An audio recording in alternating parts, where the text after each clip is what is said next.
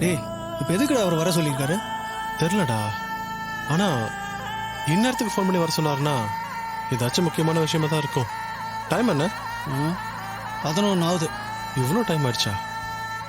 அப்போ கண்டிப்பா முக்கியமான விஷயமா தான் இருக்கும். அதான் வர சொல்லியிருப்பாரு.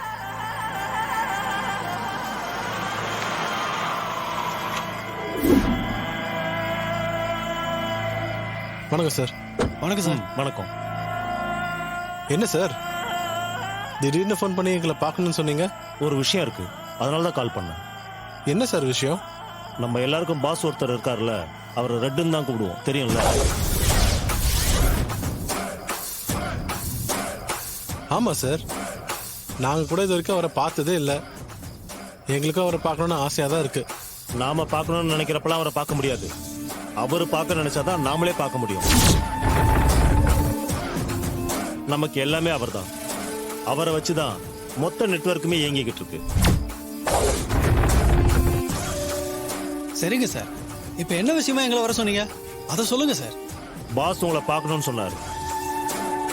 இப்பதான் அவரை பார்க்க போற அதிர்ஷ்டம் உங்களுக்கு கிடைச்சிருக்கு. அப்படியா சார்? பாஸ் எங்களை பார்க்கணும்னு சொன்னாரா? ரொம்ப சந்தோஷமா இருக்கு சார். இந்த நாளுக்காக தான் சார் நாங்கள் வெயிட் பண்ணிட்டு இருந்தோம். முத தடவையா அவரை பார்க்க போறோம். ரொம்ப எக்ஸைட்டிங்கா இருக்கு சார். ஏய், ரொம்ப சந்தோஷப்படாதீங்க. நீங்க ஜவுளி கடை வீடியோ விஷயத்துல மாட்டினீங்கல்ல, போலீஸ் ஸ்டேஷனுக்குலாம் போனீங்கல்ல, எல்லாமே அவருக்கு தெரியும். அதை பத்தி விசாரிக்க தான் வர சொல்லியிருக்காரு. சார், நாங்களும் அவரை நேரில் பார்த்து விளக்க சொல்லணும். அப்பதான் அவர் எங்களை புரிஞ்சுப்பாரு. சரி, வந்து வண்டியில் ஏறுங்க, போலாம்.